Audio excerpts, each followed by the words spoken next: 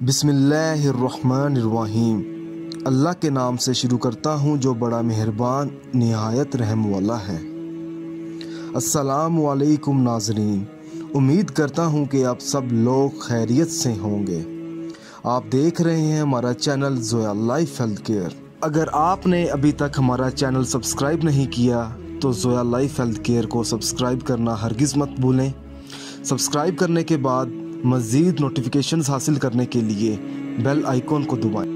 आज हम इस वीडियो में आपको रमज़ान से पहले 3 दिन का वजीफ़ा बताएंगे गम को ख़त्म करने के लिए। चाहे वो शादी का गम है, चाहे वो रिश्ते का गम है, चाहे वो आपकी तलाक का गम है, चाहे वो आपकी कोई ऐसी परेशानी है जो आप किसी से शेयर नहीं कर सकते, चाहे वो पैसे की है, चाहे वो घर की है, चाहे वो कारोबार की है, चाहे वो रिस्क की है।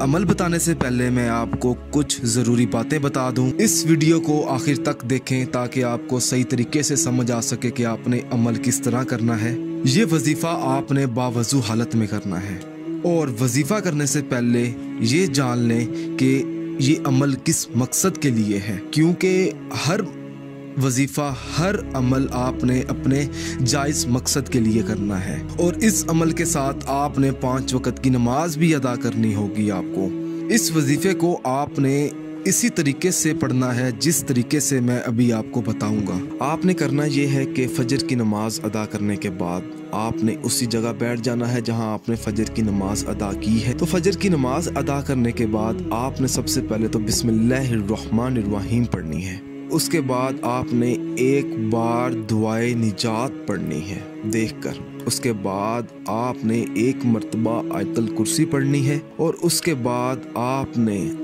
अल्लाह ताला का इसमें मुबारक है या वदूदू, आपने इसका 21 मर्तबा विर्द करना है। उसके बाद आपने एक मर्तबा सूरत अलम नशरा पढ़नी है और उसके बाद आपने आखिर में दुरूद पाक पढ़कर अल्लाह पाक से दुआ मांगनी है अपनी कामयाबी के लिए। और ये आपने अमल 3 दिन करना है फजर की नमाज अदा करने के बाद। जब आप रमज़ान से पहले ये 3 दिन अमल करेंगे तो इंशाल्लाह ताला आपकी जो परेशानी है वो रमज़ान में दूर हो जाएगी। आपको रमज़ान के दिनों में ही कामयाबी मिल जाएगी। अगर आप इस अमल के बारे में मुझसे कुछ भी पूछना चाहते हैं या कोई ऐसी चीज़ है जो आपको समझ ना आई हो तो आप मुझे इस वीडियो के नीचे कमेंट कर सकते हैं ताकि मैं आपको समझा सकूँ। अगर आपको हमारी ये वीडियो पसंद आई है तो इस वीडियो को ज़रूरतमंद लोगों तक ज़रूर पहुँचाएँ। जज़ाकल्लाह।